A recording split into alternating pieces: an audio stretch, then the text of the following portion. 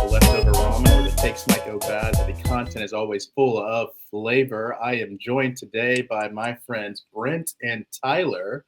How's it What's going, up, man? guys? We're doing good. It is great to be here. Great to have you on. These are two people who have very much influenced many of my takes in the past, good and bad, but especially in the space of comic book reactions, media, sports. We talk about it all, but specifically some comic book savants a little bit, and specifically different areas too. So I'm excited to bring these guys on and just chat up a little bit, a little leftover ramen chat, but a little comic book crossover with these two joining the fray. So, gentlemen, anything you want to say? What's going on with you lately? Brent, you want to go first? I mean, I as far as things go, I am trying to get back into specifically with comic books. I'm trying to get back actually into the physical comic book medium. There was a period of time where I was buying comics, if not weekly, then every other week. In college, we would go and we would, grab the latest issue of whatever, keeping up with it. And then I became an actual adult and lost all the time that I had for things like that. But now that I kind of have a better system, a better rhythm, I want to get back into it because there's just a lot of really interesting stuff going on, not only in the big two of Marvel, DC, but there's also a lot of indie comics. Boom, Skybound, IWD, that I'm really excited about. So that's something that I really want to dive in more. Also, with quite possibly my favorite comic book crossover of any of them, where Godzilla just meets random comic book characters. And recently, Godzilla has shown up in the Marvel universe, and I am very excited to get up to date with that, especially where I think it's now in at least in the canon of the comic book, Godzilla becomes a Ghost Rider, and that I absolutely need to see. So That's so wild. Incredible content. We love to hear it, and the and picture does it justice. It's hilarious. absolutely, Tyler, what do you got so going yeah, on? that's Any me. any comic book stuff for you? Yeah, a little bit actually. With the movie that we'll be talking about very shortly, brushed up on some of the classics there. So I pretty much got All Star Superman, not quite memorized, but pretty damn near close. But checked up on Superman for All Seasons, Whatever Happened to the Man of Tomorrow, and then Mhm. besides that, I'm actually starting like 5 volumes into the Saga comic book series, which I believe is Image. Um, but great like fantasy storytelling over a long span. I believe it's still ongoing, so I typically try and steer towards graphic novels and things that have already got a completed ending. I had a actually with an anime scarring experience of starting an anime, realizing that it was still ongoing and waiting far too long for the next season, and sort of made a pledge to myself. I watch things that have an end for them as much as possible. So other than that, gave Attack on Titan watch at the beginning of the year. So finished that for the first time ever. And Oh, what else? What was the other thing? Thanks to Brent and another mutual friend of ours, Adam, I have started watching wrestling from the very first Monday Night Raw in 1993, oh and I'm my trying my gosh. best to catch up because I've gotten tired of being told you don't understand the lore here. I was like, well, what better way to understand the lore than to go back to the very beginning? So I am through 1993 and 1994 already, and cruising my way through the first part of 1995. As you Good can tell lord. by his shirt, this is a dedicated fan, and also by his commitment to going all the way back. He needs things with an end, so that is incredible. We will jump into the first topic, which is Superman, my Superman guy here, Tyler. Yeah. But real quick, Attack on Titan thoughts. This is leftover ramen. We talk anime here. What the initial thoughts on that? I thought it was really good. I think all of the hype that it got right off the bat was well earned and continues to hold its place in the canon of modern anime. I personally brush up against what I think is a trend with modern anime, where the primary philosophy that the at least main character, whether or not it's a hero or a villain, but the main character espouses is, well, if it's my choice, then it's my choice, and I'll see it through to the end, as though that's a virtue of itself. And watching some of the choices that people make, don't know that I necessarily agree with that. I think sometimes we got to admit that we're wrong and bail and learn from our mistakes. Oh, but Tyler, we don't do that here in most of our modern, let's say, animation or lore or country. So that is all good to hear. We Well, will stay you know. away from those topics, but we will use that as our jumping board to talk about Superman and initial reactions. I will just go quickly. I really enjoyed it. I had a great time. My first thought was my dad saw it night of because he's a huge Superman fan. Ironically, Okay. didn't know if you knew that, and he hated it. Okay. So, which Okay. was not a surprise to me. So that if anything, that made me go, I'll probably like this because I knew what he would be going in to expect. But I liked some of the tone shift that they did here, and I had already said this a couple times on TikTok, my TikTok, but hope is back, baby. So I really like that part of it, and parts of that really are important to me and what I see to the character. But I don't want to talk too much. I really want to hear from both of you. Trying to decide if I should let Tyler go first or Brent. I think Tyler is itching. I can't tell. Yeah. Let me add it. But I'm gonna let him loose. Go ahead. All right. So, my thoughts on Superman 2025, directed by James Gunn. I think that it confirms everything that people were hoping for and everything that people were worried about. I think that it is more joyful and earnest, which is the correction that we needed after the dour and just prematurely exhausted Snyderverse version. But we also had an overstuffed and kind of all over the place story. Just too many balls in the air to really do justice to each of them. I think we get the best core trio since the 1980s movies. I think we get. You'll get your turn. Don't. I think we get the best core trio since doing the 80s justice movies. to these characters. I think we get the best core trio since the 80s, but I think they're left floundering, especially in a truly awful second act, in my opinion. And yeah, I think James Gunn, I know, has talked about his lack of retelling the origin stories. I think that is a sentiment that he is speaking for a lot of comic book fans. And with this movie, I think was trying to move us into a postmodern superhero movie where the assumption is all of the viewers know who these characters are and know what they're about. And I think that was done haphazardly, and therefore the movie suffers. So I will close with, of any character to earn and allow me to reintroduce myself moment, I would think it's the character that hasn't had a good on-screen representation in 40 years. But I don't think this is it. I think that it was left in the party by themselves, and they're just sort of hanging out by the snack table. Hanging out by the snack table. Okay, Brent, taking the lunch. What do you think? I respect Tyler's opinions on this. That's a first. Being a Superman fan, I'm trying to be good for our leftover ramen viewers and listeners. But when it comes to things, I tend to err on the side of did I enjoy this versus not, and that is kind of my basis for me judging a movie.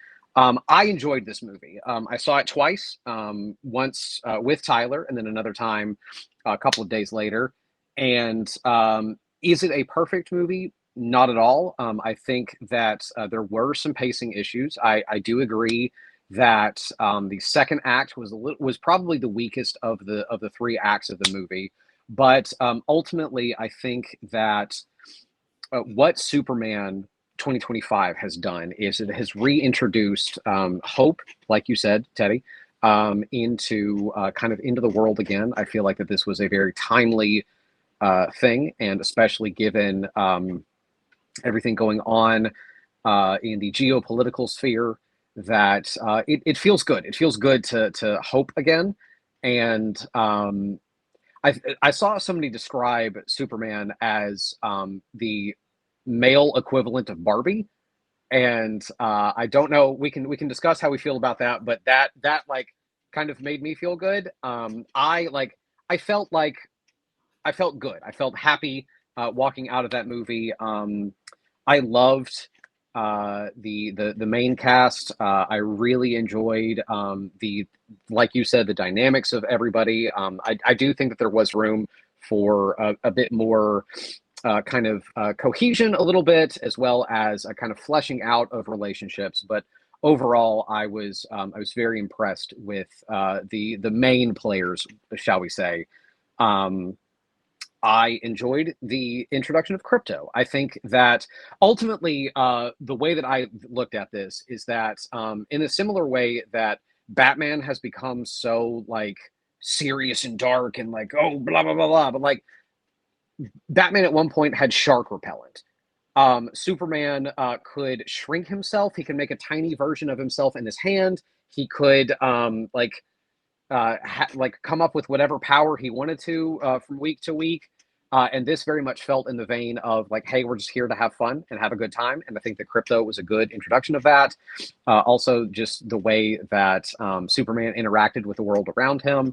I think ultimately, though, and the thing that I kind of want to end on, the moment where I knew that I loved this interpretation of the character was in his and Lois's interview when she kept going back and forth and like, oh, like, but did you get jurisdiction? Did you get an okay from the government? He kept reiterating that people were going to die, and that to me was one, a direct reaction to Zack Snyder and his universe, but also like a kind of a reiterating of who Superman, or at least this version of Superman, is. So that to me was everything that I needed, and I was like, okay, he cares about human life. He cares about all life because he saved a squirrel. So this Superman cares, and I think ultimately that is really what I needed to have happen. So that happened, and so I was very satisfied. Quickly on the squirrel piece, I know that's been a talking point for a lot of people. Tyler, what did you think about that being in the film? I thought that was fine. I think I was already at a point where I was starting to catch the things that weren't working for me. And so I think there was an initial kind of hitch of, I don't know that I love that, but what's more Superman than him stopping to save a squirrel? I mean, I think that is a completely appropriate moment to have in the movie. What do we think about how they were really trying to set up the brand? I mean, that I feel like this branding piece of who Superman is was being very much pushed from the moment that you have him looking crippled, actually losing. It starts off with him having to be vulnerable off the bat, and then his dog shows up. So I think there was a very big emphasis on immediately, this is what my Superman is. Do you agree with that? And then we're going to tailor this into Gunn versus Snyder and why, what works, what doesn't. But just in general, the themes from the intro, do you feel like they overdid that piece, or did you feel good about kind of the way that they went about showing he's hope now? No, I think they nailed it. I think that I attribute a lot of that to David Corn Sweat based on the lead up interviews, the press junkets I've seen him do. He very clearly understands the character. And I think you see the emotion of a Superman that is ultimately trying to do good despite whatever consequences, as Brent was referencing with the interview scene. You can see him start to get tangled up in what we think is the appropriate response, or what is the correct response to move through government and systems. And this Superman does not care about that. This is a Superman that will do the right thing, and he will deal with the consequences later, because damn it, the right thing to do is the right thing. And I think that's awesome. I think that's exactly where you want a Superman to be. I think that sets him up very well to play against other characters that we know are coming that might have differing philosophies. So to sort of set him up as a bright blue beacon of hope and doing the right thing for the sake of doing the right thing is great world building, specifically when it comes to Superman and his place in this DC cinematic universe. Brent, anything to add? Yeah, I think, I mean, obviously, like that, the hope being the main message that I took out of it. I loved seeing Superman vulnerable. I think that one of the biggest disservices that really any comic book medium can do, or really any storytelling medium, is when you have your main character seem invincible. Um, I think that that is something that instantly makes me like, okay, then like, what are the stakes here? And then you have to kind of contrive to make like, oh, well, like on the fourth Sunday of every other month, like he's vulnerable at one point. And so I think that instantly seeing him bloody in the fetal position, dare I say the Yamcha position on the ground, I think that, I think that immediately that set the tone right. And again, having Crypto, I think even calling Crypto really shows that this is a Superman who is willing to work with others and seems to be much more of a team player. And should we get a league of sorts in the coming years and films, I think that I believe that this Superman wants to have friends and wants to work with others much more than, I would argue, any other live action Superman that we've gotten, at least on the big screen. Any response to that, Tyler, real quick before we just jump into Snyder versus Gunn? I think real quick, it's apples and oranges. We're comparing two different eras. Christopher Reeve came out in the era before there was a 3-point line, I'm pretty sure. So like comparing him to whether or not he would have friends and form a Justice League, I think is a little tough. But I mean, if we're talking about Brandon Routh or Henry Cavill, then sure, David Gordon Sweat easily takes silver medal for me as far as all-time Superman performances.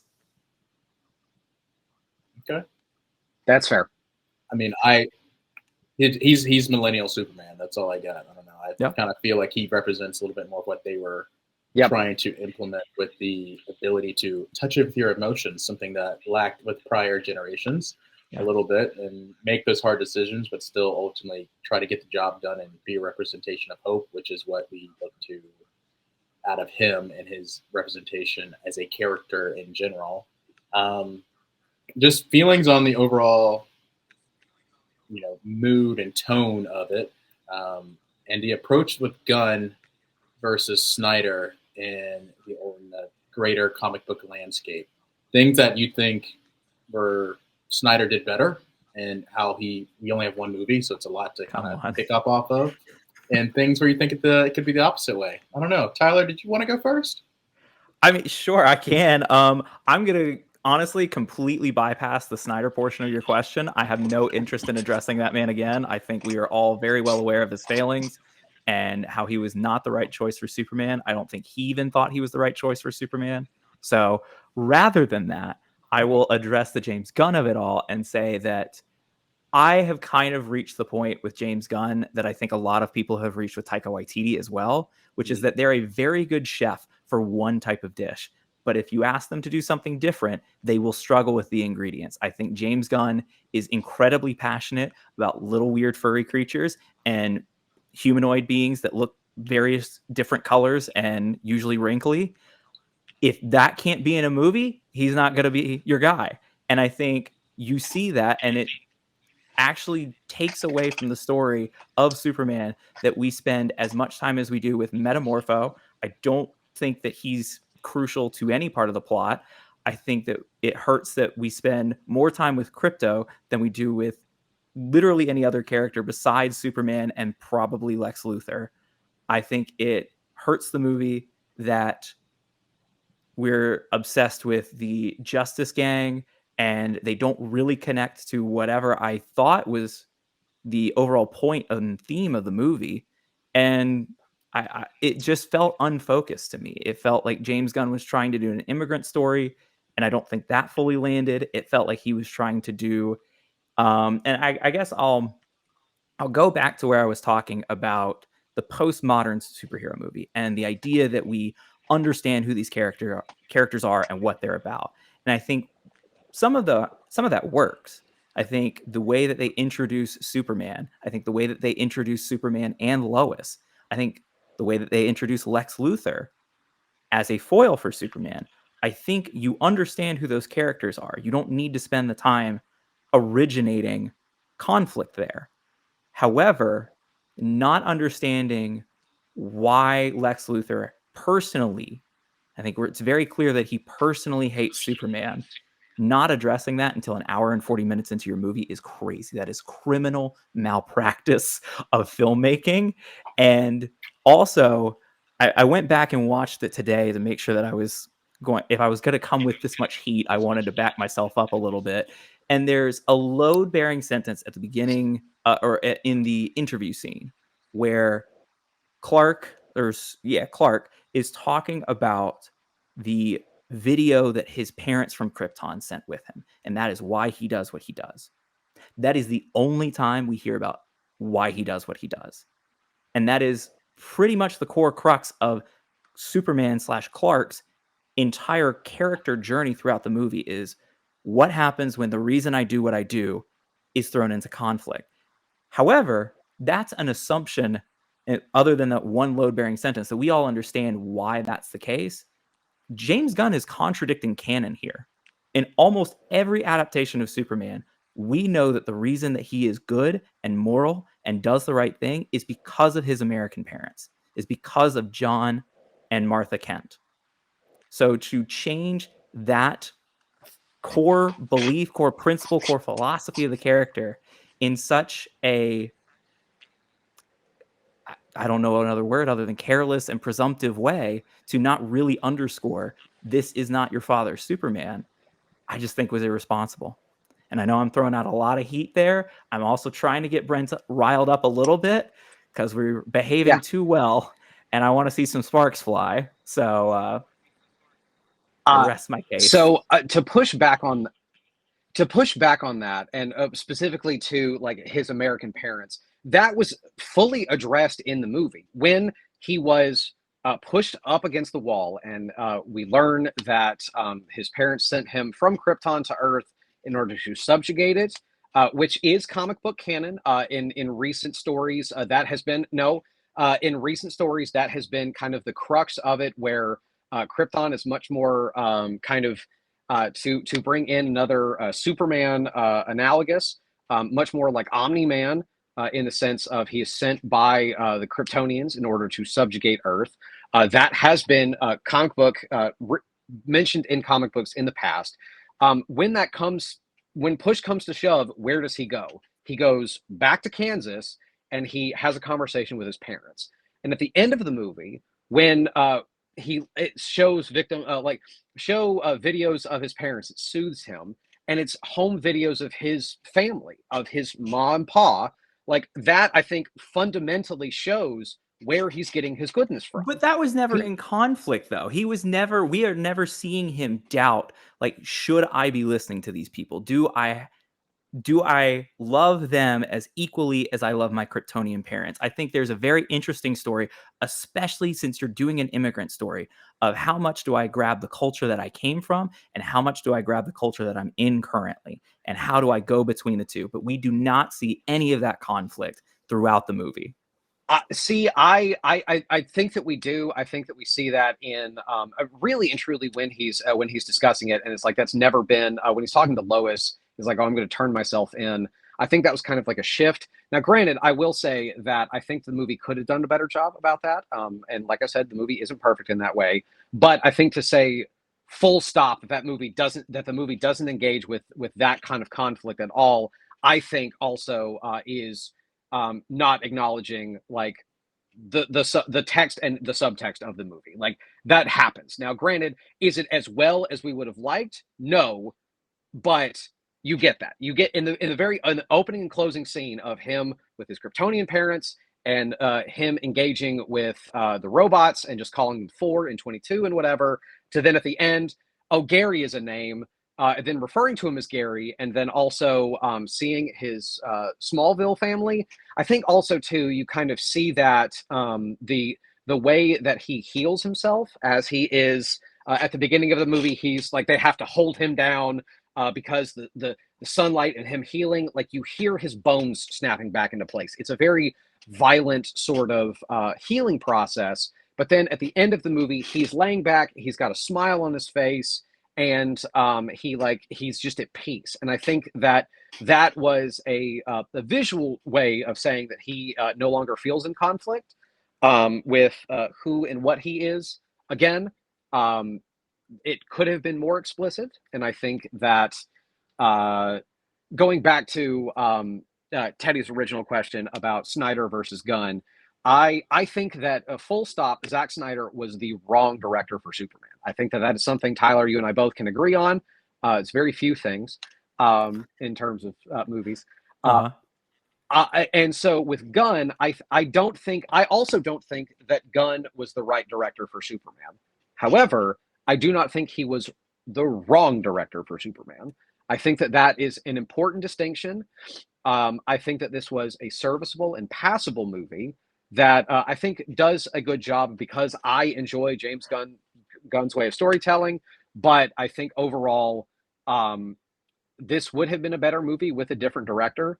However, I think that there is still some merits to this.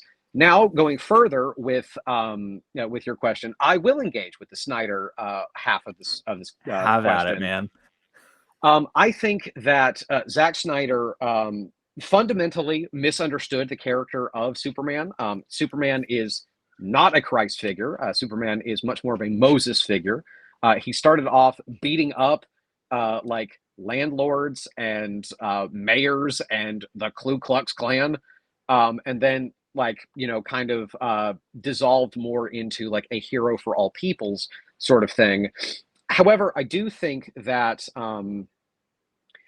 that Snyder understood the alien aspect of Superman, and I think that him in conflict with being this all-powerful being in a world that is made out of cardboard, to quote I would argue the second best depiction of Superman in the DC animated universe. That I think that was something that was really interesting. I think that seeing him in that way as a god amongst men, that is fundamentally not who Superman is as a character. I do think that is an interesting interpretation, and I think that had we gotten a Batman movie with that perspective, fully of like, this is a god come to Earth, and then throughout the course of their Batman versus Superman movie, Batman then learns that no, he may be an alien, but he is in fact still a person. I think that had we gotten that, I think that would have been an interesting take, and that would have kind of like really helped to make Snyder's vision come full circle. But Zack Snyder, not a great director for Superman, not a great superhero director. I think that his universe is too dour and too dark. He learned all of the wrong lessons from The Dark Knight Returns, the comic book, and the Dark Knight series of Christopher Nolan movies.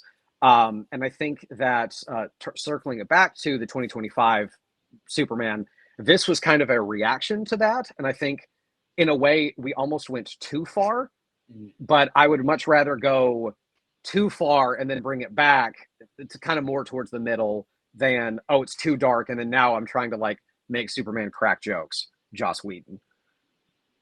Yeah. All right, guys, we're gonna move into another section of this. Something that has been really interesting for me is the decision to switch up. At least I know it's in recent comic book change, but the idea that Superman's parents sent him there to the Omni-Man a little bit, which is thinking about characters throughout different mediums. So I'm thinking about anime, of course. That's what they did with Goku, but in the inverse. So before, Goku's origin is similar to Superman, but different Because at first he lands, he thinks he is there, and then finds out later when Dragon Ball Z comes, because it's just really Sun Wukong story in the beginning, and then it becomes a whole battle thing because you make money. This is North Star, Right. and that helps with a lot of action figures. Thank you for that, though, because now we have all of that. But what turns out is they later retcon his story, which was originally he gets there and he was sent to destroy the planet. And then he hits his head. That whole thing happens where then he's raised by his grandfather, Gohan, who then helps him to be that kind figure, which is like interesting. That's kind of what we got now for Superman, but yeah, and the realization of it happens later on. But they retconned that and the newer and Super recently, and I don't know how much I'll actually know this, where his parents weren't just terrible, and you get to meet his mother now, and they are kinder. And so Goku having some influence based on Superman is now flipped, and now we have him coming to Earth and finding out, oh no, you were sent to destroy this all-powerful figure. Now, what's one thing with me thinking about these these figures of power, these aliens coming to be nurtured versus nature, and the difference with the different figure like a Vegeta, which we saw before in Snyder's version, is they focus on that, but now we have these other characters we get to actually kind of get what they meant to him at a core.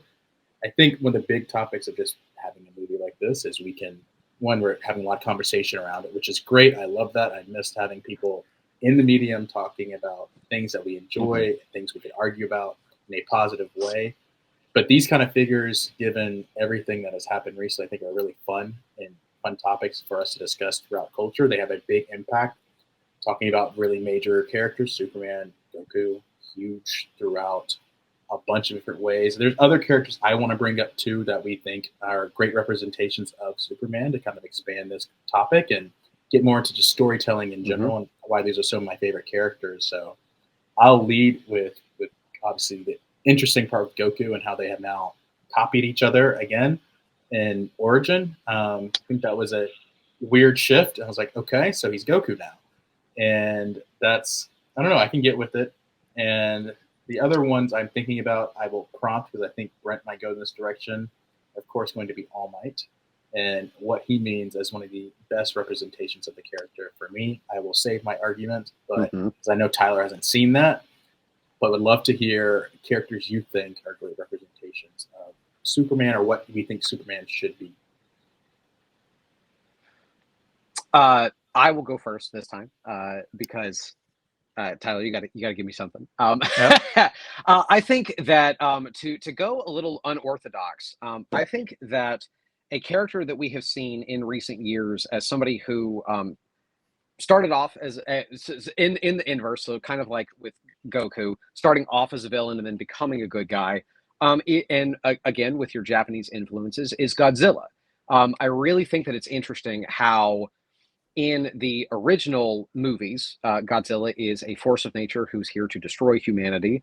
You also see that in GMK, I would argue one of the better Godzilla movies, where Godzilla is actually an amalgamation of all of the souls killed by the Japanese military in World War II that have come to wreak havoc on Japan as that goes on.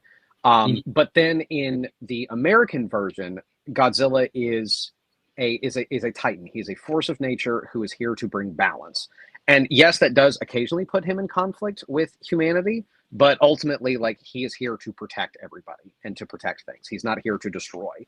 I think that has just been it's really interesting seeing characters that originally started off as one thing and then having them through, I guess, I mean, in some ways, sheer popularity, switching them. To invoke wrestling terms, they have a face turn where they started off as heels, bad guys, and then become faces, good guys. I just think that's an interesting money talks, and it's way better to you feel better about buying an action figure for somebody who's a good guy rather than just a bad guy. In terms of characters who are Superman, I think that All Might is probably going to be your best and greatest example of that. Yes, and to a certain degree, Goku as well. But The thing that always gets me about Goku is that he just like wants to have a fair fight, and like he wants like by golly we're put up your dukes and we're gonna fight, and we're gonna I want to do this fairly. And I think that there is something like to that, but also like Goku is not the most intelligent of individuals, so there are some times where it's like, no, we're just gonna scrap, and like I'm just enjoying it for that. All Might is somebody who I think best embodies the ideals of Superman in the sense of like, I'd rather not fight, and if we could talk through this, then cool. But I will do everything that I can, not only to stop the bad guy, but to save everyone, and do it with a smile on his face because I am here. And I think symbol that of peace. he's the symbol of peace, and I think that that's something that's really cool, and it's very clear, like particularly in the, I guess this would be the Silver Age of All Might's outfit, where he is kind of the inverse of Superman's colors. He's wearing a red suit and a blue cape, and I think that, and with yellow hair, so you're still hitting all of the primary colors of Superman. But I like that I like that inverse, and even in his outfit that everybody knows him in, it's still red, blue, and yellow. The primary colors, also the main colors of Superman's outfit as well. I think that that's great. I love my hero, and I love All Might. I think that he is also a little bit in that kind of goofy Silver Age Superman vein of just the ha ha ha like that. Like just every time he like laughs like that, just it kills me. I'm like, this is so like cartoony and mildly cringy, but I love it at the same time. I think that also with the reintroduction to the world of Invincible, we mentioned him briefly in Omni-Man, and how Invincible, the character, is kind of an amalgamation of Superman and Spider-Man. And how he is in the sense that he is a young kid coming to terms with his power, but with the powers that he has, he is effectively a god. And there is everybody else, all the other superheroes on Earth, and then Invincible. I would argue that Adam Eve is the most powerful character in the Invincible universe, but that is a conversation for. I'm gonna say that's a conversation for another time. Later, another time. We'll throw in Deku as a similar thing there too. Speaking of my hero. Yeah, Deku also fits in with that kind of that Invincible vibe of the character Invincible, not necessarily the series. Correct. Of a young kid who has to learn to become a hero from their mentor. In the case of Deku, his is All Might, the symbol of peace. He gets a good role model. Whereas for Mark, Invincible, his is Omni-Man, his dad, who turns out to kind of be a creep. Because this is a we're keeping it family friendly here, but it's I think that there's lots of instances of characters who are all good, and I think that is something that for a while I bucked up against. I loved heroes with an edge. I loved not even so much anti-heroes, but the idea of like Superman being the big blue Boy Scout. I was like, oh, that's so boring. Like, why do we care? But as an adult and seeing the world around me go up in flames, I think we could use a little bit of that. So there's lots of really interesting characters, and I think that Superman is a hero for all time, and I think that there's still room for a big blue Boy Scout here in the year 2025. Tyler, you have the floor here. Thank you for that, Brent. All right. I've got 3 characters that I brought to this discussion, and I'm going to order them in how far out of pocket I think y'all will think they are, but I feel like I've got a pretty good case for each of them. I got one, I'm guessing, but go ahead. So, right off rip, we're going to say One Punch Man.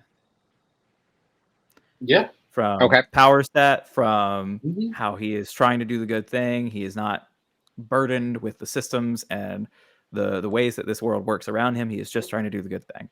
So figured that one was like pretty safe, pretty average. Stepping a little further outside, we're gonna go with Ted Lasso.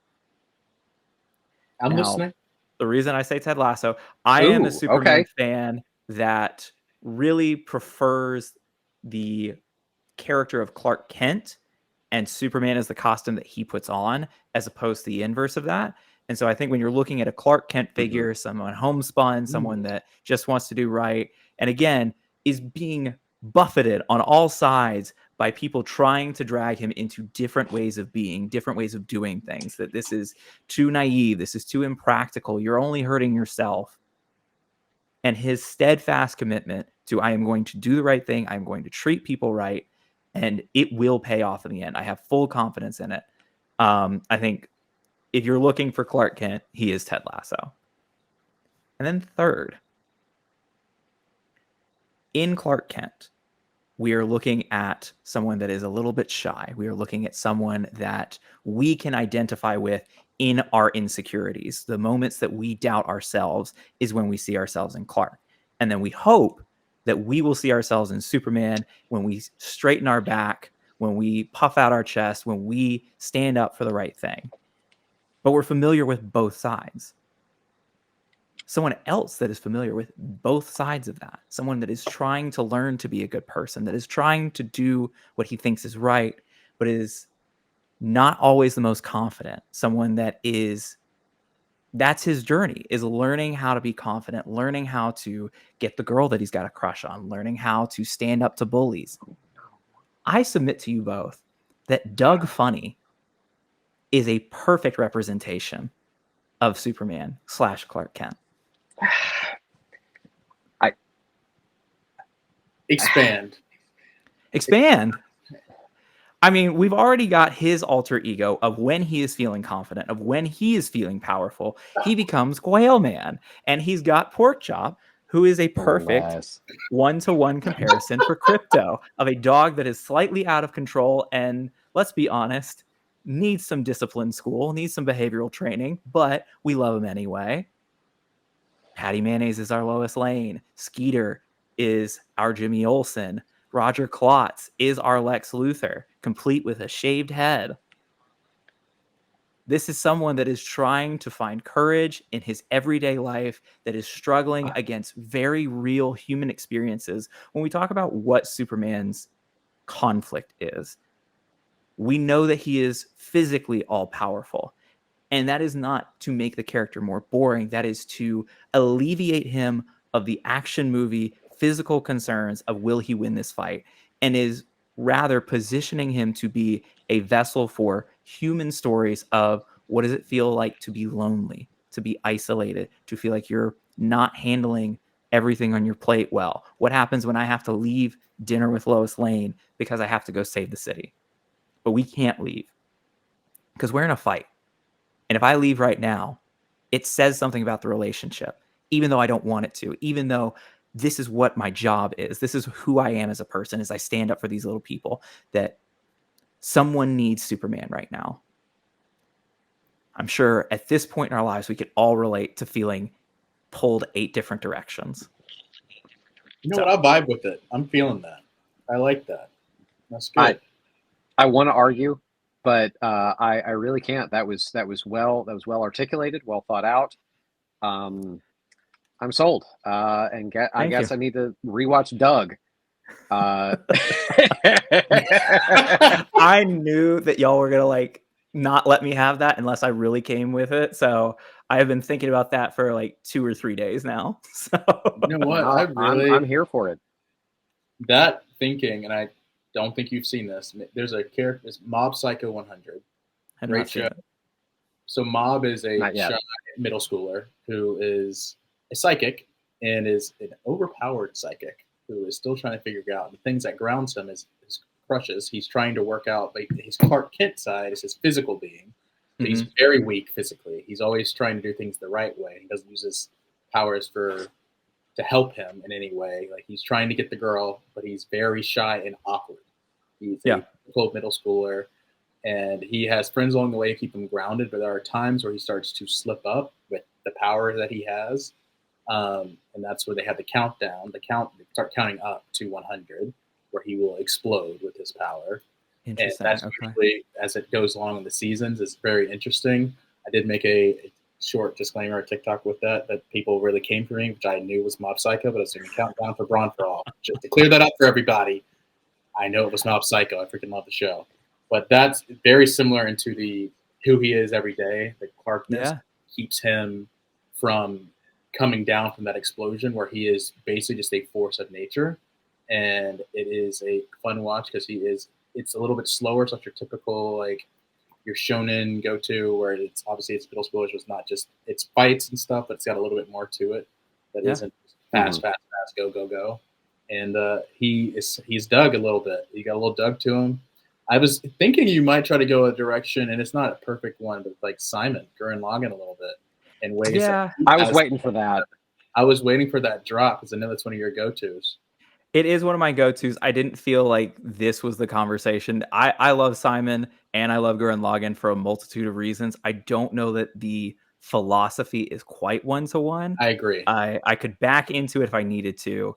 But really quick, I just had a thought for that sort of Clark Kent focused story. I do want to shout out Superman's Secret Identity. It's a graphic novel by Kurt Busiek and really captures that feeling of that Clark Kent specifically. I know when people are doing Superman movies, we saw James Gunn's reading list. It's All-Star Superman. It's Superman for all seasons. There's usually a focus on stories that are the decline and death of Superman, of what it means to like have that one last ride. And so shouting out a story that quick log line, it exists in a world where Superman exists as a comic book character for the characters in this book as well. So it is a kid that is born to a family with the last name Kent. They think it's a funny joke to name him Clark because that's like Superman, right? And so he's like, haha, very funny. Carries that through his life, constantly has to hear the jokes. And then in high school, starts to see some of the same powers and how his life mirrors the character of Superman and how it does ground that story even further. So just quick shout out because I know everybody reads All-Star Superman. That was the first comic book I ever read, but I think finding places where you get a little bit different flavor is always nice. Sure. This is leftover ramen, and always full of flavor. So I appreciate it. Rounding this out, and we're nearing our time, and I really appreciated the time that you got to come in and give your thoughts, argue a little bit, which we were really kind of calm for a call between, I think we're just getting older maybe. I don't know what's going on here. But I can't physically choke Brent out, so next time we when we also that, and it's our first time. So if when the next couple of times we come back on the pod, then things will get a little more heated. We can't go full out at the beginning. We don't want to scare away any potential fans to the program. So we'll get there. Yeah, you don't turn Super Saiyan in the beginning, even though you could probably win. You have to wait and play with your food a little bit. Yeah, exactly. That's how it goes. Yeah. Storytelling is super important. I think that's why we love talking about all of this. And one of the things on the page I do and the channel community I brought is people who have had this crossover of great stories and the way that you love. Like I was a Toonami kid and 4 kids, and all of that is why I fell into cartoons, games, anime, of course, everything like that. The stories that they could tell, and the more adult stories came from the Japanese sense for me. And then I saw other things like comics and some of the ways that I could get involved. But I also love sports, and sports tell a great story. I think in the way that we address our athletes now is when things really took off. You go back to the Jordan era and really Magic before that, but specifically when we could find one person in the story of the quarterback and how they become this central figure. I think that makes me think of how we, as a society, think of like Superman or these one type characters we like to follow, Spider-Man, whoever it might be. One thing I want to end on is what sports leagues or leagues in general are the best at storytelling, you think, in today's day and age? Or you could look at it historically, they've always been number one. I think I know where Brent is probably going to go.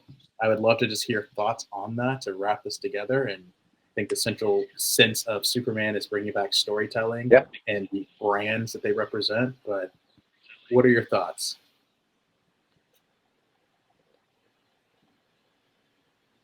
You can go for Very it. quickly, I will get the obvious one out of the way. As a fan of professional wrestling, I think that is the perfect embodiment of storytelling and sports. Now, we can get into the argument or the conversation on whether or not pro wrestling is a sport, and that's a conversation for another day. And I'd love to fill an entire podcast just talking about that. But I think that is the obvious answer. I will say that as a bit of a different answer for me, and this may be new to the two of you, is that I have really gotten into the history of the NBA. I think that there is a lot of really interesting stories to be told in that. Um, Looking at the Last Dance was kind of my introduction into that. And then watching the Celtics documentary, seeing the Winning Time on HBO Max, whatever we're calling it now. But I really think that there is a lot to be said for the personalities in the NBA, because like unlike I mean, as you do get that, I think in all sports, you can see that in your Babe Ruths, your Lou Gehrig's, your Tom Brady's, your Dan Marino's, these people who become larger than life, kind of. But I think the NBA has just a better job of it because there are so few guys on the court, and so you tend to find these superstars or just these personalities really take the hold in those places, and I think that that's something that is really fascinating to see. I don't ask me anything about the modern NBA. I'm trying to get there. I need to find a team. Being in Tennessee, the obvious answer is the Grizzlies, but I don't know. I feel like that I'm kind of keeping. I'm in free agency when it comes to an NBA team that I will cheer for. So I think that would probably be my answer. But now, to not take up too much time, I think that we are starting to see a slight resurgence in baseball. With we're seeing superstars again, which I think is really interesting. Now, whether or not that's sustainable remains to be seen, but I think that we could potentially see a resurgence for baseball. Football is also going to be prevalent in the United States, but yeah, okay. So if two sports, I'm locking in pro wrestling with a bullet, and then the NBA. Interesting. So Yeah, I think the NBA has sort of cornered the market on telling the stories of the individual stars. I think that is especially helped by the rise of social media. They are the league that gets that the most, and their players get that the most, of building their individual brands, building their individual stories. So there's a reason that at this point, half of NBA Twitter is just there for the Twitter part of it and doesn't actually watch the games. Because the stories are just so fascinating and so interesting to watch. A league where, more so than any other, a holdout or any sort of dispute is front and center for us to see, because there's only 5 people on the court. There's only 10 guys or 12 guys on the roster, maybe 15. You can see everybody's faces, which not everybody's sport can claim. So yeah, I think they're just really good. Yep. Both players and the league itself, at building the individual stories. If we're talking about the story of the league, of the sport itself, I think it has to be baseball. I think as much as they have struggled on pushing new stars, I think we're in an era where a lot of baseball players have grown up in this classic Americana game and really just kind of want it to be like work. I don't know that they want to be famous. They're not interested in celebrity. And therefore, you kind of don't have any stars that you can market. Mike Trout languished in Anaheim for forever, and we never really saw many major commercial campaigns with him. I think there's a lot of baseball players that I could name, and to maybe varying effect of whether or not you'd actually know who they are. But having a league that grapples with the integration of the league. There's a steroid era that we talk about pretty frequently. There's 162 games a year, and there's a lot of time to fill of just refreshing people on the stories that we're constantly seeing of Curse of the Bambino, Curse of the Chicago Cubs. And then also you see it in culture with the amount of movies and television that cater not only to serious fare. It's not only Bull Durham and Field of Dreams, but you also get Major League. You get a comedy movie. You get Angels in the Outfield. You get a family movie. You get TV shows like Eastbound and Down. I don't know that that's the best representation of baseball, but you are kind of seeing it proliferate everywhere because baseball is a sport that a lot of people can grab onto the casual understanding of and works as a great vessel for telling stories of timelessness and of patience and so many other things. I think football, as we've mentioned, is dominant. I don't know that there's a way to avoid those stories, but I think that's more just out of the sheer monolith size of it, as opposed to any actual quality effort other than maybe NFL films of really doing the myth making for their stars and their teams. I will jump right there on that point. I think baseball should be still one of the main ones of storytelling. They are not. The marketing is just not there. There's so many things they have tried of changing the clock, shortening the games, bringing it together. The stars are just not been as compelling. And then when we get one, they, if you're not on a good team, it's kind of hard to really feel that because there's so many games and our attention spans have shortened so much over the years. You're not getting new fans consistently. I still think that's one of the best going to the game experiences of the major sports that you can get there, and there's multiple things you can kind of do. For example, like the NFL is a better sport on TV, which is actually my argument for why I think they do a good job because they have less games and we have gotten more focus on these players. The NBA is the dominant one to me. When you have a singular star, you can make an impact at any point. The only thing that is the argument is the NFL is a quarterback. And that's the overarching, like that's the superstar who can come back and save you at any point. It's the walk down, it's the drive. Many stories like that, specifically with like John Elway has the drive. You have the different moments that you've had with Tom Brady, Peyton Manning. Those duels, I think, become stories many times. But recently, you've gotten other positions getting more involved. This is helped by media.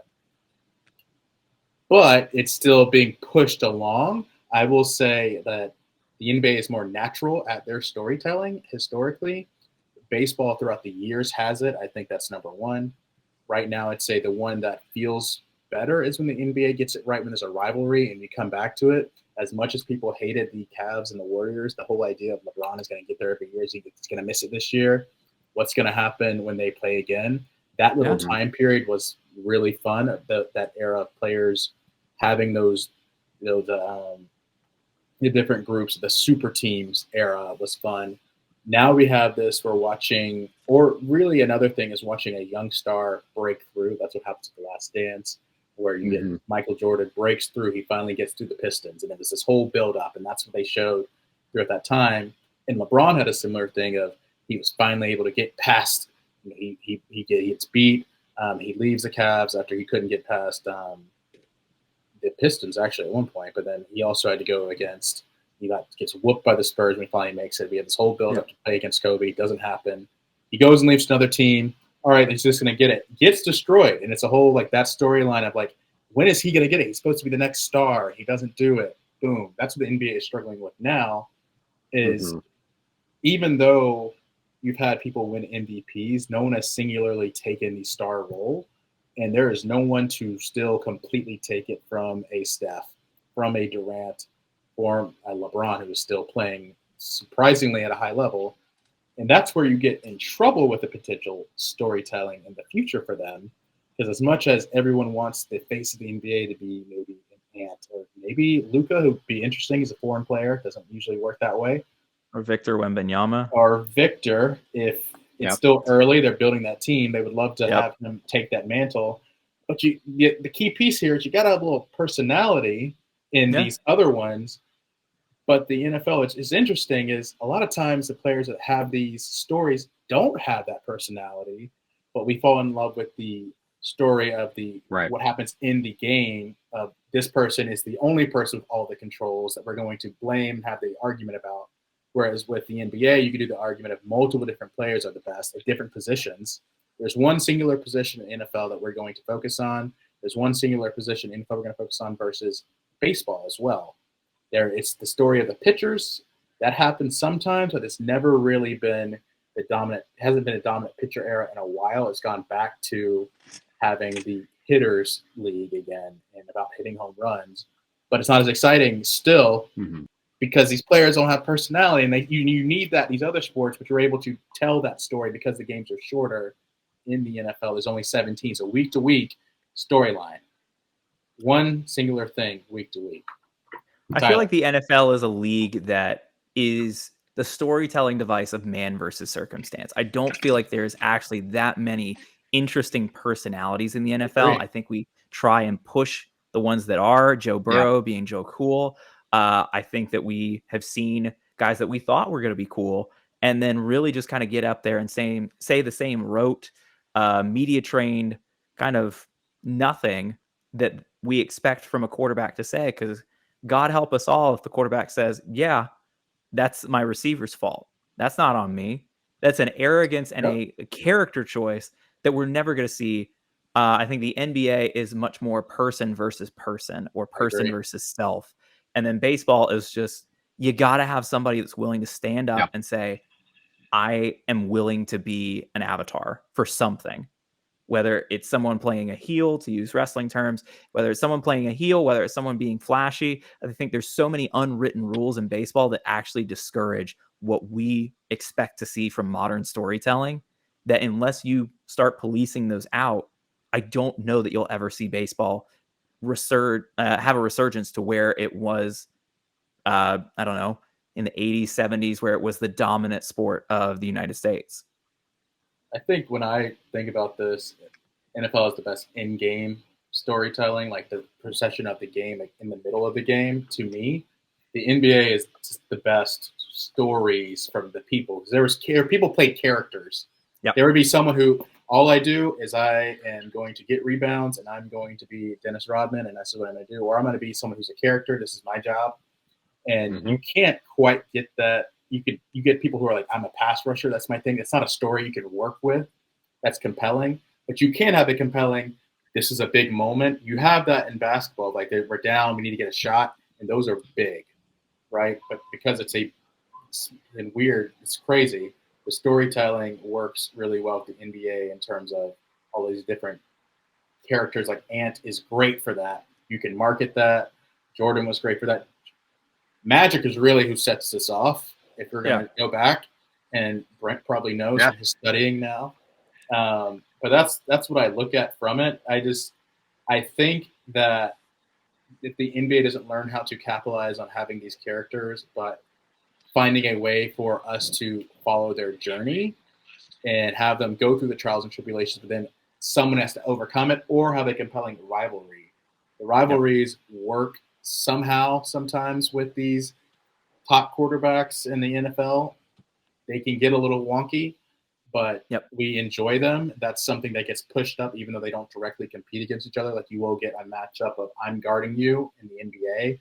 And when that is done right, it is a pinnacle of sports. But you don't always get it anymore, and that is part of the problem. And I'll throw out a question here that we probably don't have time to get into tonight, but I'm curious if there is someone that either of you see in either the NFL or a Major League Baseball or some other league that represents those sort of character archetypes that we see in the NBA. I'm thinking specifically of like a Tim Duncan or like a Dylan Brooks, Lance Stevenson, Draymond Green type of character where they're just annoying. They're just pecking at you. They are doing the psychological game in a way that, man, you hate him if he's on the other team, but if he's on yours, you kind of respect it. I don't know that there's a lot of NFL or baseball players that are like that. Baseball definitely is a harder time. I'm thinking through maybe a couple in the NFL. It's hard to do. Sometimes it's on defense. I'm just going to be honest. You have more personalities when you go to defense. Absolutely. Or it's a wide receiver. Because you get guys like Jalen Ramsey. You have guys who are annoying cornerbacks who are all up on you. and will do things like that to get under your skin. Or you have the receiver who is just, usually that's the archetype of, I'm in your face, I'm the best, you can't stop me, what are you going to do about it? Yeah. And so you will get a couple of those. And that's where I think some of the changes recently is it's not all about the quarterbacks. When it becomes the wide receiver cornerback duels, if you recall Odell Beckham Jr. and Josh Norman, that was I'm fun. very familiar with that Richard one. Sherman, is that kind of archetype? Crabtree. Those matchups, those get fun. And when you get those, it's just because they're still reliant on this overarching main figure of the quarterback, it can get lost. But when you get those matchups, it's great. It's just that's not the central focus to me. But I think there are more that I can think of in the NFL. It's usually a defender. Yeah, that tracks. That's probably what I was expecting. And I can't really speak to all of those things. One thing that I will say, and again, we don't have time to really get into it, a sport that none of us mentioned or talked about at all, and were this even 20, 30 years ago, this probably would have been the absolute top of our list, is boxing. Oh my boxing, gosh. I think, is one that really, really lends itself to characters. And you have your Sugar Ray Leonards and Muhammad Ali's and your Smoking Joe Frazier, and then you go into Mike Tyson, and then now you're starting to see like Jake Paul. And as much as I hate him, I hate everything that he stands for. I hate everything that this man represents. However, he has brought boxing, like he's trying to bring boxing back to the forefront, and I think that there's like I find that interesting. Now, granted, is he the right person to do it? No, but I would much rather the fact that we had an entire event on Netflix based on boxing really says a lot. And so, again, that's not something we don't have time to get into, but I would like to see more from that. Also, I'm still upset that I mean, this is going way back, and this will kind of be my last thing on the subject. I'm mad that Floyd Mayweather didn't fight Manny Pacquiao in his prime. I think that Floyd Mayweather really ducked and dodged, and he and his team did a lot of really good stuff in order to position fights that he was going to win. And so I think that Floyd Mayweather is one of the biggest posers in the history of sports.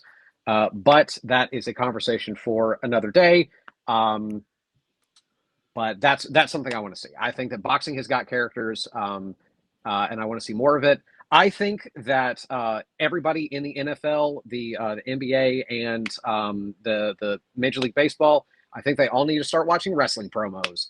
And I really want to see. I want to see Joe Burrow. I want to see Joe Burrow cut a promo on Patrick Mahomes, and I want to see. I need to see heels. I need to see good guys. Like give me a reason to care, even if you have to give yourself a silly nickname and get a catchphrase. So that's what I want. Give me more wrestling in my sports. I love everything about that. I think we got to feel looser, and you got to get there. I think the media training kills it sometimes because we want this cut up person. Everyone's trained. Part of it is how the players start out as children, and we have all these leagues that everyone's paying for now, and we're being bred a certain way, and it's going to eventually hurt the NBA. I'm just going to say it, because that you're not going to get the kids who had to make it and are able to be themselves, because everything is about the dollar. That is where I will end on that. But Tyler, you have a closing thought. Yeah, I think we're in a spot across all like celebrity where we as fans and as consumers of sort of the storytelling of the culture are really craving the authenticity. However, it's paired with we'll say not always the most forgiving arena to be your authentic self and to make mistakes and to come back from that. And I think that some of it's good. I think there are some certain mistakes that you got to know right off rip you can't make. And then I think misspeaking or maybe not being the most informed on something, as long as you're willing to show a desire to learn and improve yourself, I think that is a reasonable sort of middle ground that we as fans can meet these athletes on, because I mean, we all love Anthony Edwards right now because he speaks his mind, because he is 110% authentically him. But if we get to the point that we're criticizing him for doing the same things that make him him, then all we're going to get is Russell Wilsons. All these people that are so media trained that you don't ever feel like you're getting the authentic version of themselves. And that's not a character that you can get into. You know it's a facade, so why would you invest in it? Ending point, because this will transition to a Fair future discussion. There are structures in play based on the historical ways that these sports have been put together. Within the NBA, there is going to be a little bit looserness on kind of personalities you can be. Yep. And the people involved in it. And then there is still a structure based on how you're supposed to act, and why Lamar Jackson can say certain things that he has to take back, versus, and we're pushing to be more like that, or we're looking for players like that, versus the NFL. You still want to sanitize. There's a certain way you should act. That is a historical reference point that I would love to get into further. Including, give me a roster of 53 Lamar Jacksons. Big trust. There you go. Big trust all the way. So we will end on that. Thank you for all the Superman talk, the storytelling, and sports. This is some of my favorite things to talk about. Love to see you both on here, and we get to chat a lot. This is a great episode to review. Look forward to upcoming things throughout the fall coming up. We'll do some stuff throughout, maybe some movie watches. We're going to probably talk about Fantastic Four here in a couple weeks and come back together. So glad to have you on. Anything you want to say as we exit out? Thank you so much for having us on. Hello to the Leftover Ramen family. Excited to be here. Excited to chop up some takes and inject a new flavor to the conversation. If you're enjoying anything of what I said, I know I'm a hater. I know it runs through my blood. I swear I'm not always this mean to things. But if you liked anything that we talked about today from my perspective, give me a follow on Blue Sky or Letterboxd or Serialized or Storygraph, all at Tyler Wiseman. Cut a promo, Brent. Same. I'll save my promos. I think that if we ever do a pro wrestling episode, I will absolutely cut a promo, lay the smackdown on Tyler's candy ass. But I just thank you for having us on. We were civil, but I think that as time goes on, I think that we'll get more and more comfortable. Tyler and I haven't had a good movie fight in a long time, so I think that this kind of started smoking, stoking the flames a little bit. And so we'll see what we see coming up in the future. I am not as active on platforms, but you can find me on most things at Brent Dot, BRENTDOT. And I'm excited to be more involved on those things as I increase my social media presence. I'm here for a good hot take. I'm just happy to be here. Wasn't there something about us and our favorite anime? Or am I jumping the gun on that? No, you're good. You're good. Just state it, and then we will follow back up next time when we give our Fantastic Four review. That's what we'll dig into why. Okay. So just drop off real quick. I've talked about Yu Yu Hakusho before. Tyler? My name is Tyler Wiseman. My number one anime is Gurren Lagann. Thank you very much. Brent? Brent Dotson, and my favorite anime is Full Metal Alchemist Brotherhood. Absolutely. Thank you all. We appreciate being back on here, and we will see you next time. Peace out, everybody.